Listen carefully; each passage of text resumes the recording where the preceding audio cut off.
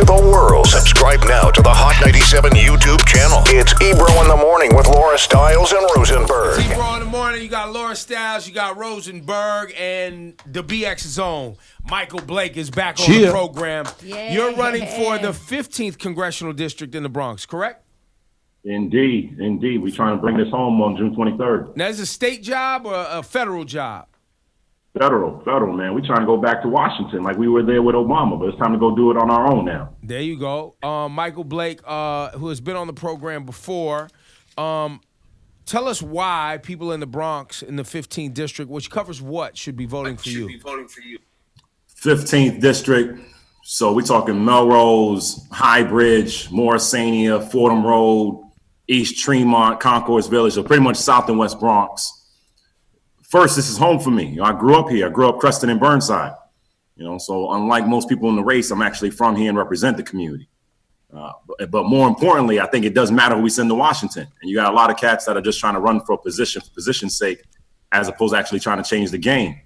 And the work I've already done in Washington, the work I'm doing in Albany right now is what makes me ready. I've been real clear. There's no one more ready on day one to represent us. And a lot of cats have been talking about things, but not doing anything. And so on criminal justice, on housing, on education, these are the things we've been talking about. And lastly, my theme has been consistent throughout. I've said we got to believe in the Bronx. That has been the whole mindset. I'm tired of people talking about us. I'm tired of people disrespecting my home. And if we want to be serious about who goes to Congress, then we got to have someone we believe in. And that's why I'm asking people to vote for me on June 23rd. Are you satisfied with the conversations? Because legislation hasn't been passed at the federal level, but are you satisfied with the conversations that happened yesterday, courtesy of the current president, Donald Trump, around police reform? Well, I'm never satisfied listening to a white supremacist. So when we think about what he has done and not done, it pretty much did nothing. I mean, it was just a conversation about creating a database.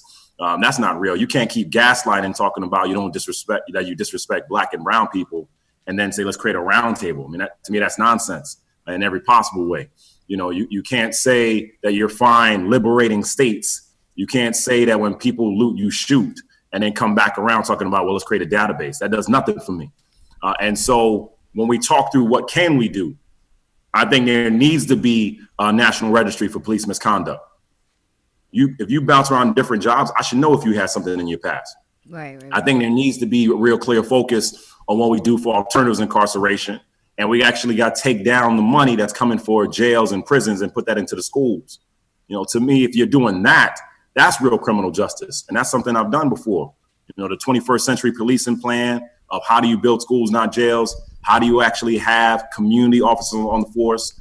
You shouldn't have a situation where you have money going and PPE to the strategic response group and having a war zone on 136 and Brook Ave, but then you can't get PPE to our nurses and our doctors and our principals. That don't make any sense to me.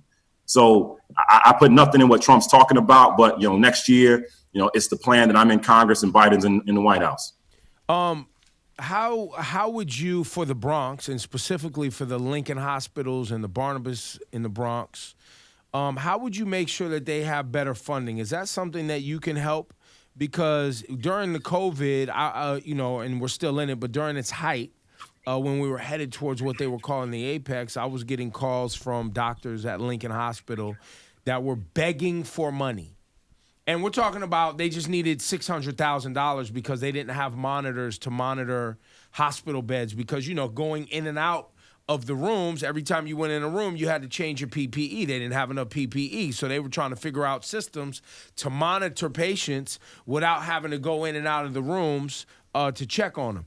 A hospital like Lincoln did not have the supplies. And this is a problem that's been going on in this city, raising money for city hospitals for a long time. And I understand that this falls a lot on the mayor and the health board. But in your position and representing the Bronx, which has some pre-existing health conditions woven into the air in the Bronx, woven into, city buildings in the Bronx and ventilation in the Bronx. How are you going to attack that? So in the last 3.5 months, I helped co-create a Bronx community relief effort. So if you go to thebronx.org, you can see what we've been doing. And part of that was exactly because of this problem, because our healthcare heroes and our hospitals weren't getting the funding that we needed. So far, we raised about $7 million, specifically not just for PPE, and also how do you address the disparities on the ground? You can't keep telling people that live in public housing in NYCHA to be socially distant when you got 5 or 6 in the crib. That don't make any sense. You can't tell everybody living in Andrew Jackson houses, I want you to wash your hands, but then you turn off the water for 9 hours. None of that makes sense. You can't keep telling people at Lincoln and St. Barnabas, well, you're not sick enough to get a test, and then you go back home and you die. And so part of that is what we have been doing to address that. But yeah, a lot of this goes back to the Fed. The delays that came from Washington is why a lot of people died. And, I lost one of my boys. He was 46 years old, passed away to COVID. And I've been real clear. A lot of people are sick and dead and lost their jobs because of Donald Trump and what happened in Washington, period. And if we can't be honest and direct about that, we're playing on the edges. And so when we talk about what can we do, HHS immediately couldn't put more money out the gate. We could have declared this a federal emergency immediately to get more resources on the ground. Those are the kinds of things that can happen. But I go back to the conversation on why I'm running for Congress. You got to have people who understand this and know this out the gate. We're not hoping and trying to figure it out when we get there. We're saying, we already know what to do. I did this to the Affordable Care Act with President Obama. I did this with the Recovery Act. We've been through a lot of emergencies. That's the kind of things that we will be ready to do. So when people are trying to figure out who do you want to go to Washington, you need people who actually know what they're talking about and have done it before and not just trying to put on training wheels to figure it out now. I feel like your area, the Bronx, just needs more leadership and actually someone who cares. And right now, the people who are running against you, to me, the biggest red flag when I saw that Ruben Diaz Sr. was running, I was like, hell no, we cannot have this again. Yo, Ruben Diaz Sr., man, go sit down, bro. Well, we can, and, my opinion on Ruben Diaz Sr., I know he's homophobic. He has said that sexual harassment is a compliment. There's tons of stuff. He's a Trump lover. I'm done, right? But besides him, a name that I was unfamiliar with was Richie Torres. And I saw our girl Tamika Mallory tweet about Richie Torres and how he's thrown the movement of, them under the bus several times. But can you explain why Richie Torres is dangerous? So I just want everybody to be real clear. So you got 12 people on the ballot, and I'm the 5th name on the ballot, and there's 2 names you got to be really concerned about for multiple levels. So Ruben Diaz Sr., whose name is only Ruben Diaz on the ballot because he's trying to confuse everybody. He's hoping that you think you're voting for his son. He hasn't showed up to one debate, not one forum. Well, he's taking the senior off. The senior's not on the ballot. You look at the ballot, it only says Ruben Diaz. Oh, wow. Purely because he understands. If people saw Ruben Diaz Sr., Lord, to your point, people would be like, yo, we're done. We can't get down with you. And then Richie Torres, this is just the facts. It's not me making this up. Richie Torres flipped on the Right to Know Act, turned his back on the families of criminal justice, which would have made it easier for police to have to show identification, which obviously is more relevant in these kind of moments right now. Richie Torres is the same one who endorsed Tish James and then flipped on Tish James to then endorse Zephyr Teachout because he thought it was convenient. Richie Torres is the same person who took money from a man who supports the KKK language over the black Senate leader, saying that the KKK was actually better for black people than Andrea Stewart Cousins. Richie Torres is the same cat who literally 2 weeks ago, while we were marching in the Bronx from Fordham to 161, instead of coming out in the streets with us, was following me on my IG Live while we were marching. But then we'll talk to you about how he's actually there for the people. This is the kind of game that he's playing. And what I've said many oftentimes is he's just a mini Bloomberg. He's trying to buy the election. He's raised a lot of money. He's dumping a lot of TV, a lot of mail. Even just last week, it was acknowledged that there was a fake poll put out there that his campaign paid for. And the nonsense around this is because Richie Torres, to me, is no different than Ruben Diaz and no different than Donald Trump. They will lie to your face, smile in your face, and make you feel good. And so that's the kind of money come from? Who's supporting Richie Torres? Massive money from real estate. Massive. So he's going to sell out the Bronx in affordable housing so that he could get those vultures in there to take the land from the people, basically. Full stop. There was a story last year in which he took money from developers who said on the record that they would not pay quality union wages. And when he was asked about it, he said, well, that's on them. I mean, just like you can't even make it up on the things that he's saying that he's doing. So let me ask you And this. so I think a lot of this is setting the record straight for people to know what's really going on. On the real estate notion, how are you going to make sure that these people in the South Bronx, which is vultures are hovering on the South Bronx right now, waiting for right this second, people aren't going to be able to pay their rent, which means that the building owners aren't going to be able to pay their mortgages, which means they're going to default on these mortgages soon come in 2020, probably by September, October, unless there's some sort of bill passed or some sort of funding to help these people stay in their homes and stay in their mortgages. These big corporate real estate people going to swoop down, snatch up these buildings. They ain't going to give a good goddamn about who they kick out or where they go. How are you going to ride to protect that? Because that's coming. America, while we're still dealing with police reform right now, COVID and its effects from March, April, and May are about to land in September, October, November. So I've been real clear that the economic game is the piece that we had to be most concerned about in addition to health, because we saw real clear, you can't tell me that the Treasury Secretary and their team didn't know when they wrote these federal deals that wasn't going to get money to our local businesses, wasn't going to provide rent help, that they didn't understand that that was going to lead to people getting kicked out and losing their homes and losing their businesses and massive displacement. And this goes back to last year with opportunity zones when they didn't put protection in with opportunity zones. So on the state level, we've worked on that right now.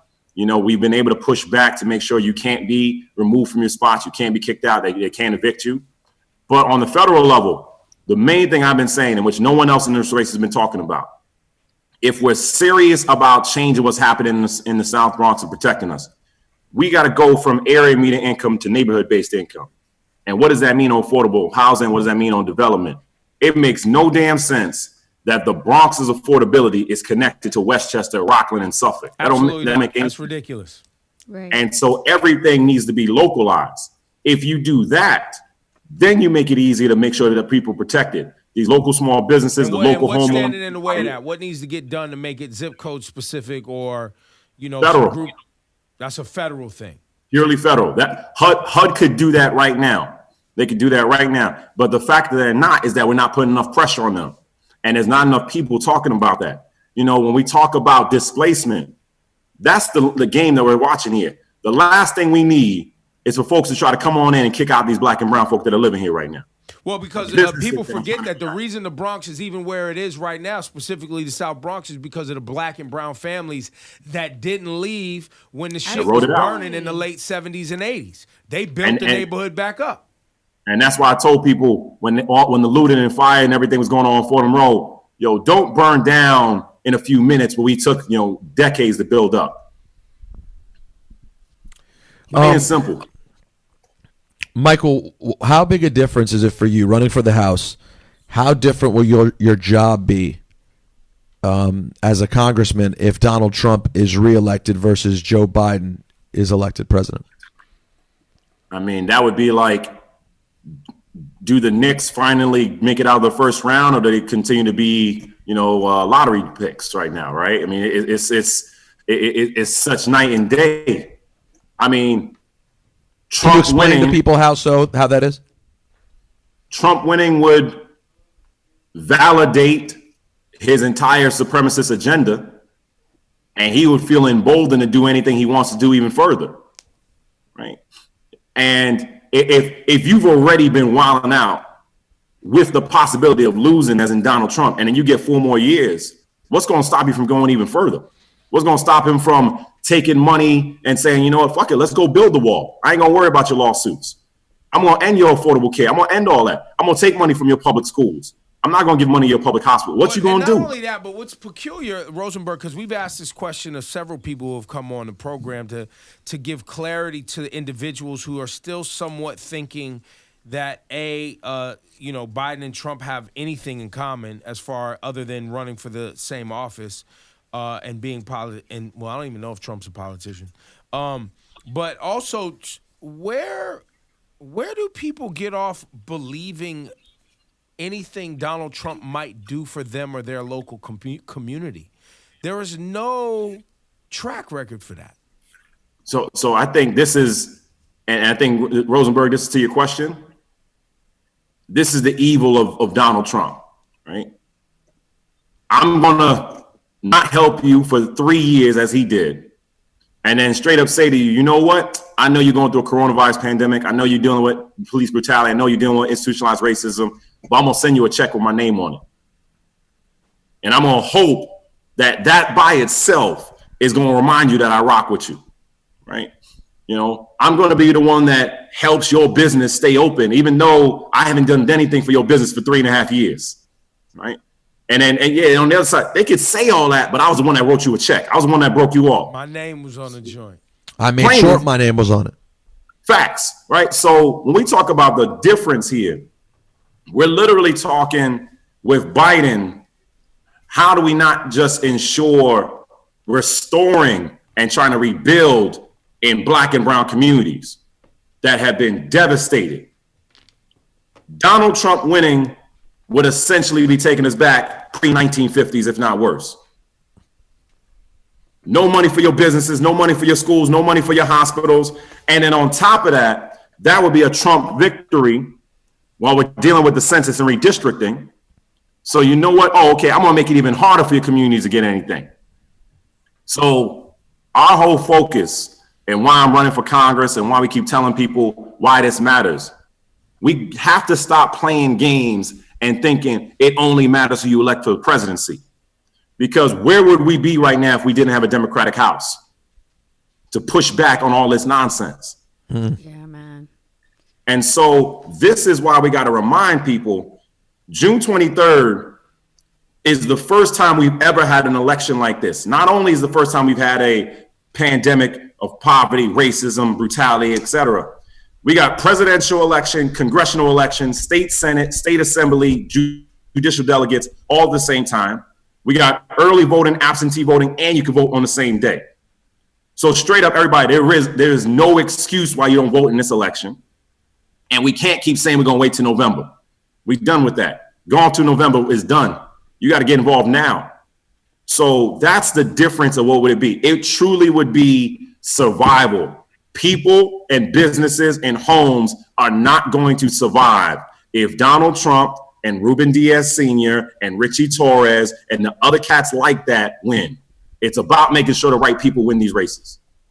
Do you believe there are white supremacists in the police departments of New York City and the greater New York area? Absolutely. And nationwide, clearly? 100%. And do you believe that there is a way to address this? Yeah, put them in jail. You ain't gonna end white supremacy through policy. You're not gonna end racism and prejudice through policy. But think about in both scenarios, if you Daniel Pantaleo in New York and you made more money doing desk duty after you choked out Eric Garner, if you Derek Chauvin in Minneapolis and you had a history of misconduct and you still on the force and you know you're being recorded and you still put a knee on the back of his neck, that's the epitome of white supremacy. And if we can't acknowledge that and be real about that, again, we playing on the edges. And so for me, supremacy and racism is how it's implemented in policies. And when I saw 2 weeks ago on 136 and Brook Ave, that I saw a mini war zone on the block where cats had batons and helmets and RoboCop gear staring at everybody over at Millbrook and passing other houses over there. That is the epitome of that. Because if the mindset is, I'm going to hold you back, and if you come against me, I feel empowered to beat the shit out of you, and I feel like I will be fine. That's the epitome of supremacy. And we have to be also able to say that white supremacy demonstrates itself not just in the police policies, it's in education policies, it's in housing policies, it's in job policies. How could it be that you're telling kids to have remote learning, but you didn't give them Chromebooks initially? How is it going to be that you're going to say, you know what, tonight you go figure it out, but I can't give you running water and you still got lead paint? So to me, when people say, Michael Blake, why are you running? Because I'm tired of my people hurting. And a lot of this is going to be changed through policy. You ain't going to change a racist, but you can make sure the racist doesn't have a job. Ladies and gentlemen, that's Michael Blake. He is running for the Congressional District 15 here in New York. You will be potentially up there with the likes of Alexandria Ocasio-Cortez, Ilhan Omar, and many others that have been very progressive, outspoken, and active in defense of black people in this nation. Are you proud and happy about what you're seeing from them up there in the House? Well, they're doing their thing. And yes, I mean, it's powerful. And I'm proud to see women of color, especially, speaking up and standing up and saying, enough is enough, but I'm also trying to make sure that I bring my handsome Jamaican face to Congress. That's what we're trying to make happen right now. It can't just be about everybody else out here in these streets, right? Look, they've changed the conversation. Rashida Tlaib used to work for me when I was in Michigan. I've known Rashida for decades, right? These are powerful sisters. Ayanna Presley doing their thing, Rashida, right? Yeah. They have changed the conversation. And even if you don't agree with everything. You are or were the vice chair of the Democratic National Committee. Still am. Come on, Ebro. Jamaicans, we got 3 jobs, man. I'm still vice chair. I'm still assemblyman, still running for Congress. In that case, have these individuals known as the Squad, who have had some open and public disagreements with Nancy Pelosi, et cetera, have they changed the Democratic Party, though? Yeah, they've pushed it. They've pushed us. They've pushed us to get more inclusive, to be more creative. We started an organizing course so we can train 1,000 young people of color who otherwise wouldn't have had jobs.